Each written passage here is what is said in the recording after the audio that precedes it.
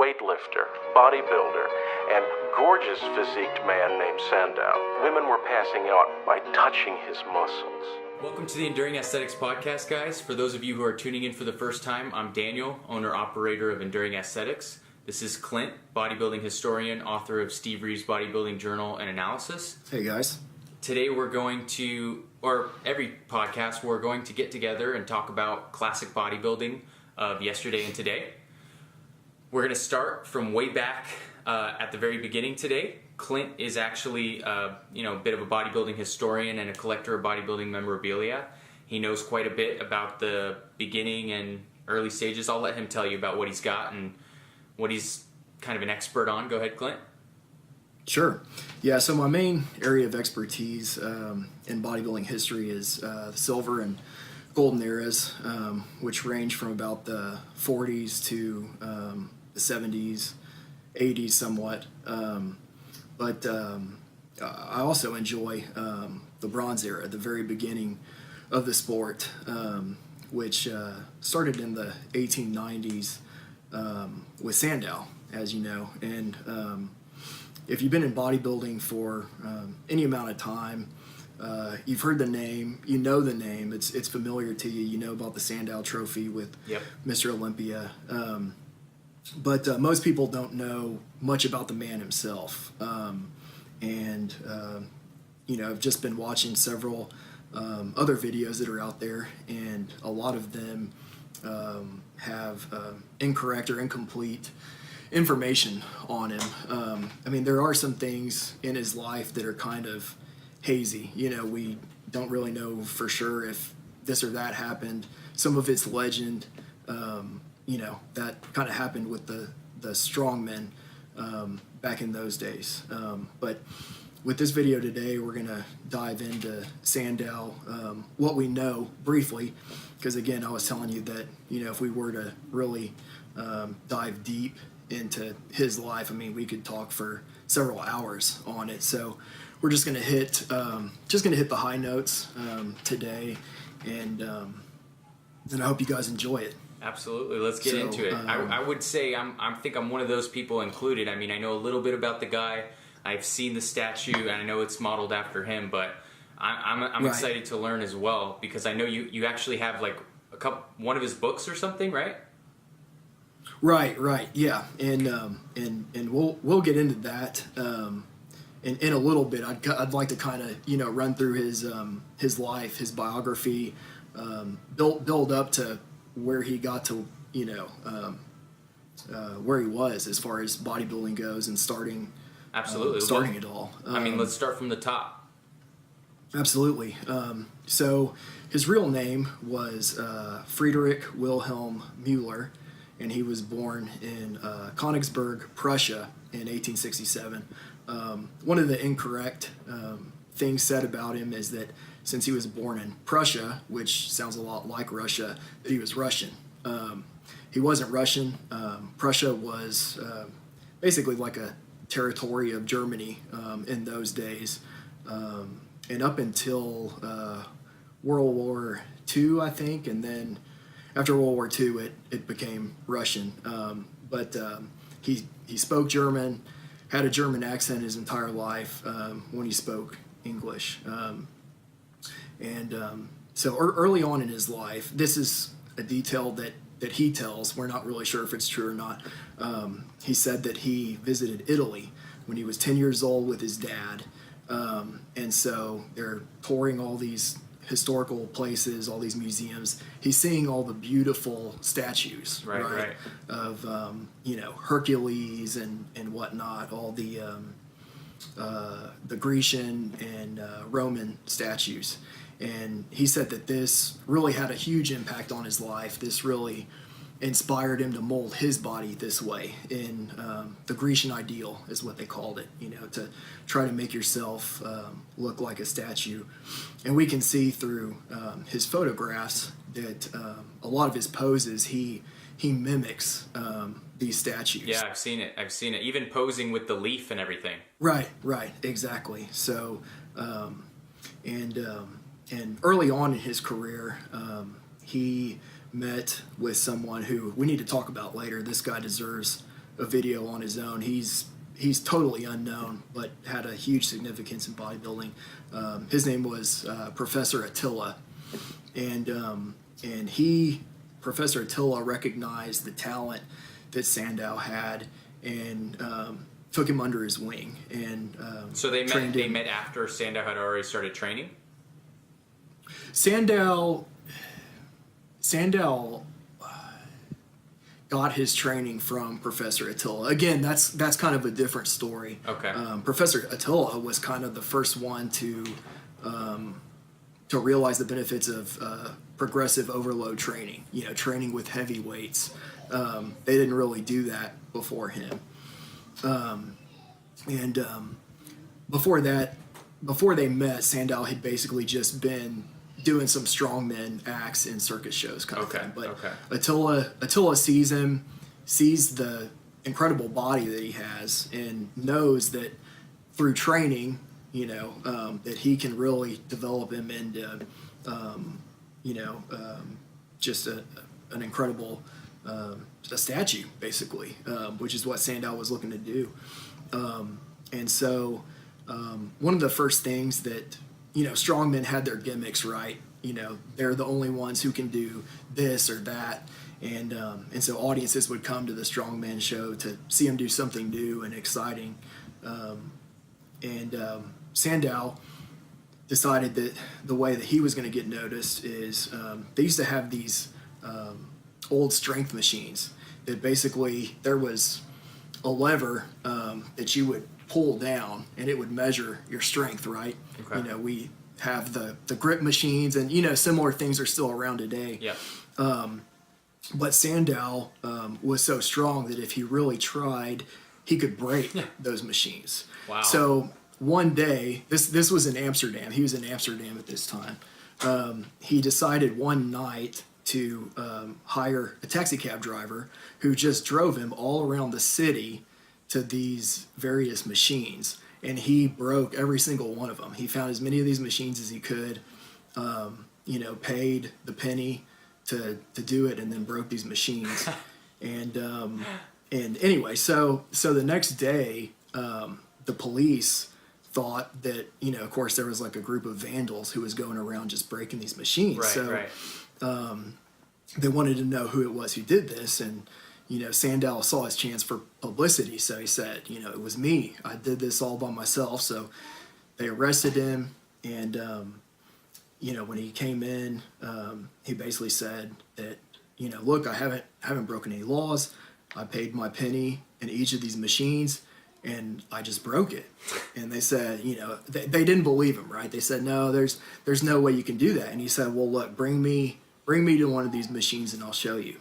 And so they brought him to a machine. He paid his penny, broke it, and then they said, wow, this guy has incredible strength. So of course, wow, that was communicated in the newspapers, which everyone read at that time. And that's how, he got famous is, people wanted to know. Going around town breaking machines, that's amazing. Exactly. So people wanted to know, who is this guy who's so strong that he can just go around and just, break these strength machines. Wow. And, so that was kind of how he first gained some notoriety. But he really broke out as far as becoming famous when he and Professor Attila went to London. And in London at the time, there were these two strongmen that worked together that, called themselves the strongest men in the world. And they went by the names of Cyclops and Samson. And they had a challenge out there, of course, that, anyone who can duplicate our feats will get a sum of money. I think it was, and this may be incorrect, I think it was like 100 pounds if you beat Cyclops and 500 pounds if you beat Samson or something like that, which was a huge sum of money back then. Right. So to set the scene for you, they timed it perfectly, right? Professor Attila, when they got to that time of the show, stood up and said, I've got a challenger here for you. And then, it's Sandow, and Sandow gets up, and he's dressed in the typical attire that everybody else is wearing that night. So, he's got like a suit on, he's looking nice, and he looked just like a regular guy, right, in his suit. And so Samson, I think, was even kind of making fun of him. This guy's going to beat my strength feats? Like, no way. There's no way this is going to happen. And so Sandow gets on stage, and he had this suit, like, specially made somehow, where he literally could just rip it apart really quick. Almost like a Superman type thing, right? So he rips off this evening suit that he has on, and then he's dressed, of course, so you can see his muscles, you can see his physique and stuff like that. And then they kind of got a little worried, like, oh man, maybe this guy, maybe this guy can do it. And anyway, so Sandow defeated Cyclops that night. Samson wouldn't go up against him that night. He said, no, we'll do this at a later night kind of thing. And so they met later, and Sandow defeated Samson as well. And so then Sandow was known across London as the strongest man, and then he started doing a similar act in London and making a bunch of money and a big name for himself kind of thing. And that was in 1889, by the way. He was about 22 years old that he did this. Then a couple of years later, in 1891, the famous sculptor F.W. Pomeroy created the Sandow sculpture, which is now what's used for the Sandow Trophy. So Sandow would have been 24 when they made that bust of him that we now see the winner every year gets of the Mr. Olympia contest. And then the next big event was in 1893. He traveled to America to start working in America. This is what you kind of had to do as a strongman, right? Because you can only do your act for so long before it gets old and boring, and the audience already knows, the tricks that you do, and this guy's strong. Okay, we get it. So you had to travel all the time to different areas that maybe had heard of you but had never seen you, and the audience was hungry to see you, and so they would pay the money to see you do your strongman feats. So he goes to America in 1893, and the people that brought him there initially were unsuccessful with him. Apparently it had to do with just the time of year. Apparently that when they brought him over, it wasn't really a prime time for audiences to go see the vaudeville theater type shows. And so he was unsuccessful, even though he had, a great act kind of thing. And then his talent is recognized by Florence Ziegfeld, who was famous for the Ziegfeld Follies several years later. And he recognizes Sandow's potential and buys out his contract from the current people that own the contract for him to appear at their theater.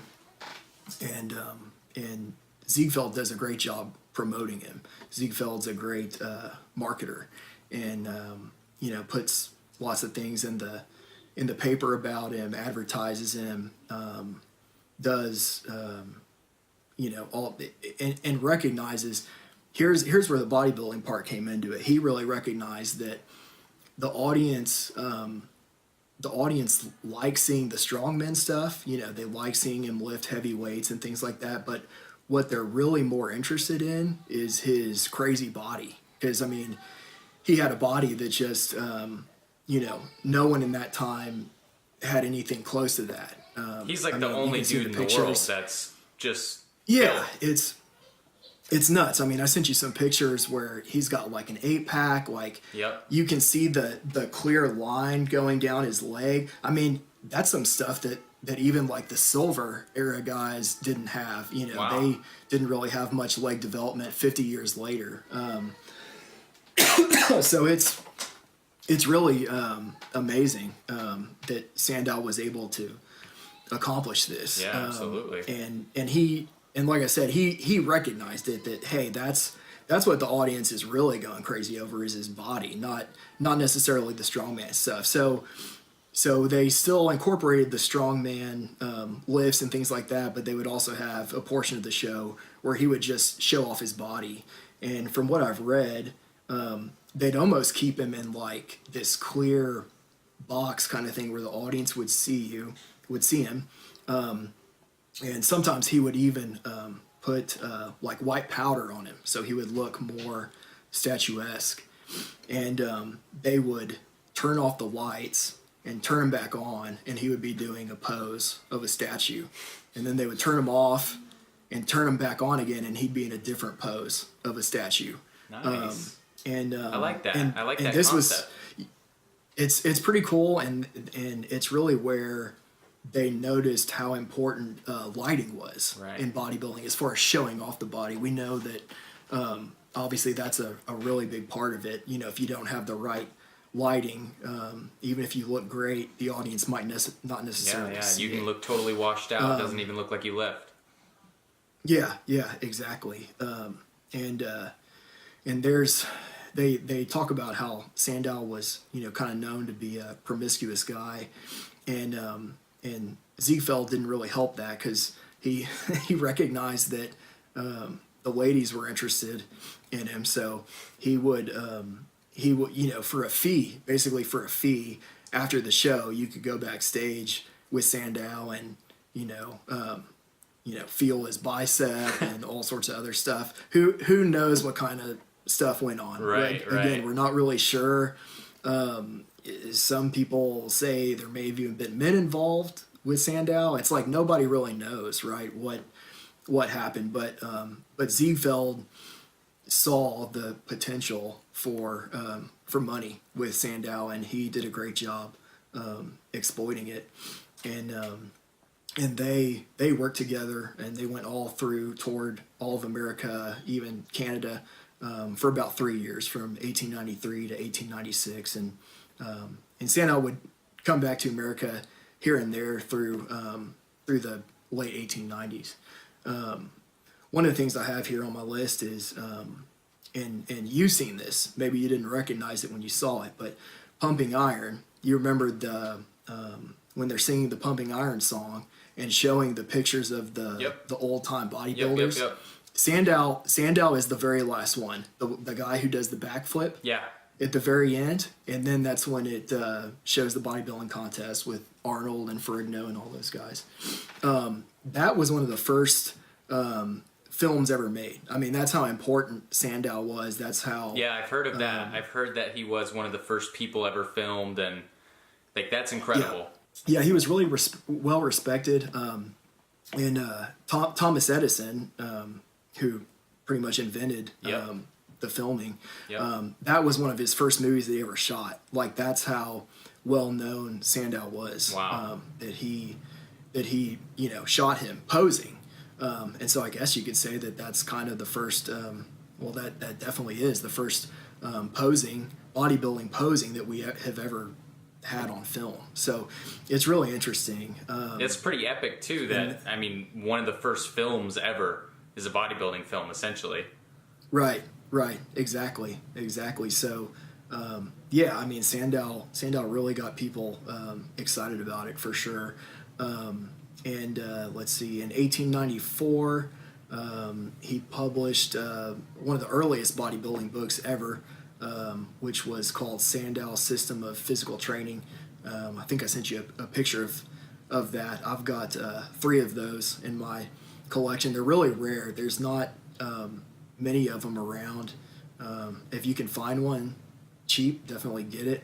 The book that I don't think that they printed a whole lot of them, because I don't think they knew how well they would sell back then, with it kind of being a new thing. His most famous book, which came out 3 years later, which they printed several different versions of, and they're all around, you can find a copy pretty easy, is called Strength and How to Obtain It. It's a little red book. I've seen them for sale on eBay quite frequently. And then he started, which is widely regarded as the first bodybuilding magazine ever, in 1898, Sandow's magazine of physical culture. And that's kind of what they called bodybuilding back then, physical culture. You'll see that term a lot used, in the late 1800s, early 1900s, physical culture. Right. It's basically bodybuilding. And let's see. So then he goes back to London, and this is something we know a lot about as far as what bodybuilders do today. He started commercializing his name, right? He started putting products out there, courses, mail order courses, started doing that. Even physical culture schools, which were basically gyms, and you could get training from him and instructors, things like that. He started doing that around 1897. He created the first major bodybuilding contest. There were a few before this. In 1901, called the Great Competition, which is where the 3 Sandow trophies were given out to first, second, and third place. The golden Sandow was given out to first, silver Sandow to second, bronze Sandow to third. And again, this is something we could do a show on just right there. The first major bodybuilding contest, and I think I've told you that the bronze Sandow, which was given to the third place winner, was then essentially repurposed 49 years later and given to Steve Reeves when he won the 1950 NABBA Mr. Universe contest. And because of that, of course, that's when Arnold and Jim Lorimer and Joe Weider decided to start using it in 1977 as the first place trophy for the Mr. Olympia, and that's what we still use today. Wow.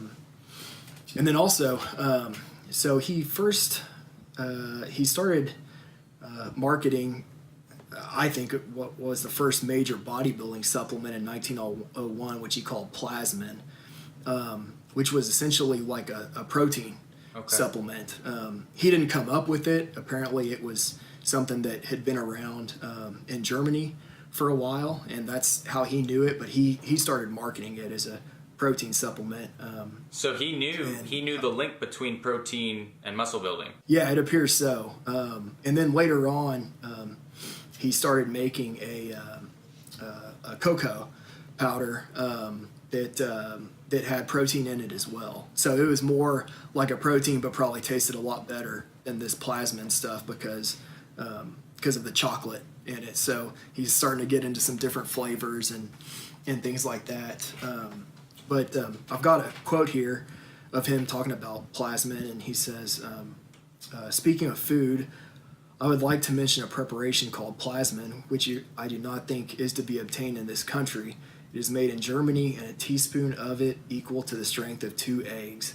It is an excellent strength builder, and as an experiment, I lived upon it solely for 7 weeks at one time.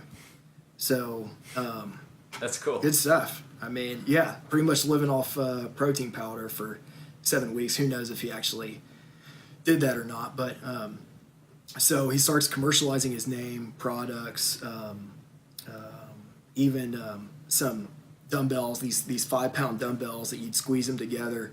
That had springs in the middle, and when you'd squeeze them together, a bell would ring. And he had like a whole course on what to do with these dumbbells, even though they only weighed 5 pounds. He was just, he was being smart. He was selling products off his name and what he had done in the strength shows, and he built up his business, and it was very profitable for a time. And then all of a sudden, World War I started in 1914, and he was in London, and of course the sentiment around that time became very anti-German, right? Because they were fighting the Germans. Germans were these horrible people. Well, Sandow was from Germany and still spoke with a German accent, and people even accused his products of coming from Germany, being made in Germany, things like that. And that was what basically started the decline in his business. People stopped buying his things. He became less important because he was German. and there was this great war going on, and people just didn't want anything to do with him. And so he lost his businesses, Wow. went bankrupt, yeah, and then died not too long after that in 1925 of a aortic aneurysm.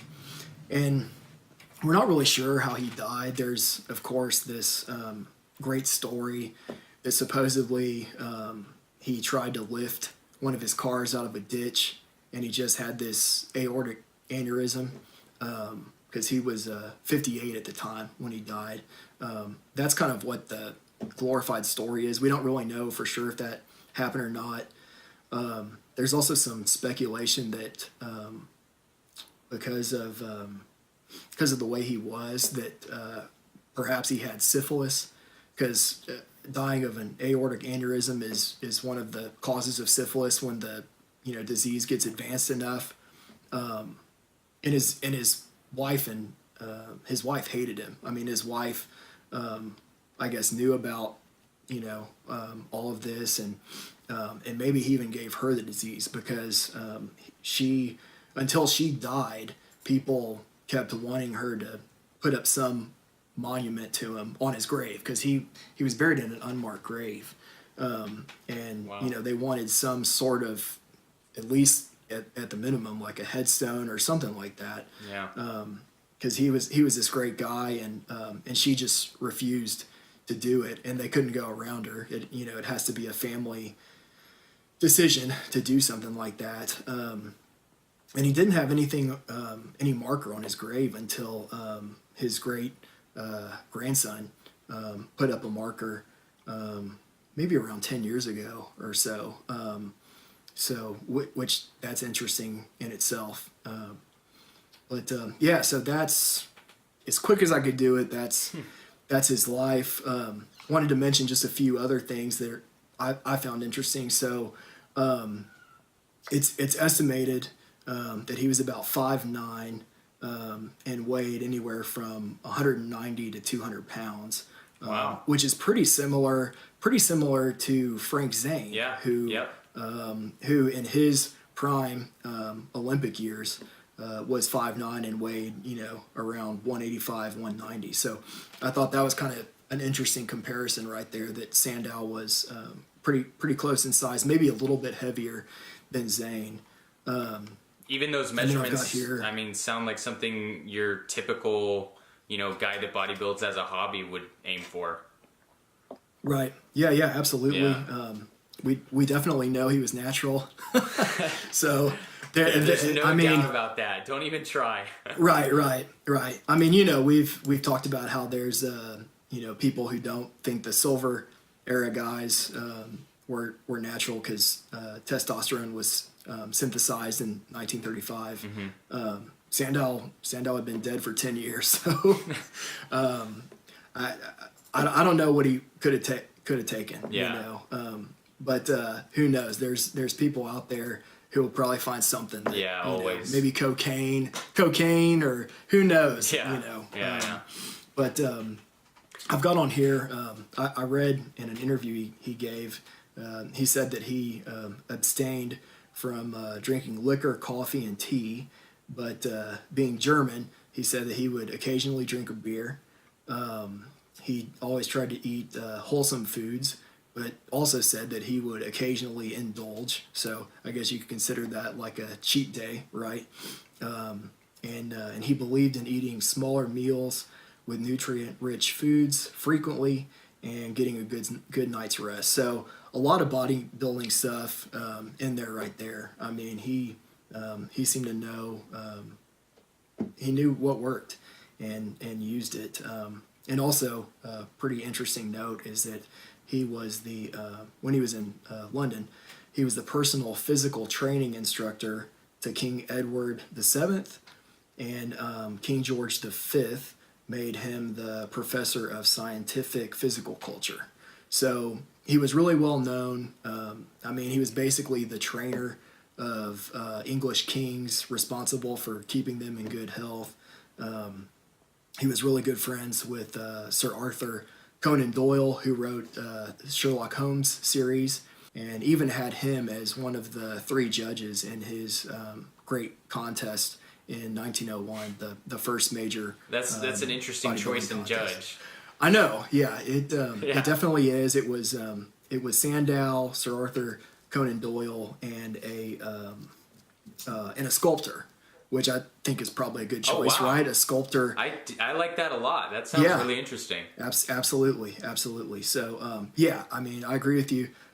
Sir Arthur Conan Doyle could have been a questionable choice there, but Sandow but definitely. Still, I mean, epic. Still epic. Absolutely. But yeah, you would figure a sculptor would know what the male body should look like, and Sandow definitely knew.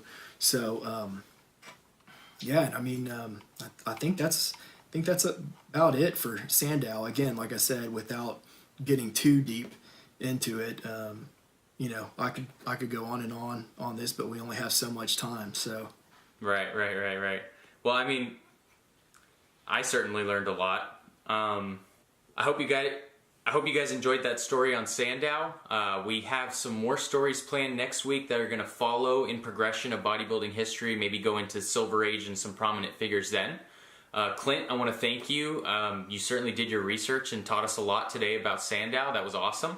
Thank you. If you guys like the video, if you like the podcast, it means a lot to us, and it really does help out if you like the video or podcast, however you are listening to this. We love to hear your feedback and your comments. If you would please give us a review, leave us some comments. We'd love to know what you guys have to say about the podcast. And we hope you tune in for the next one. Thank you so much for watching. See you next week, guys. See you next week.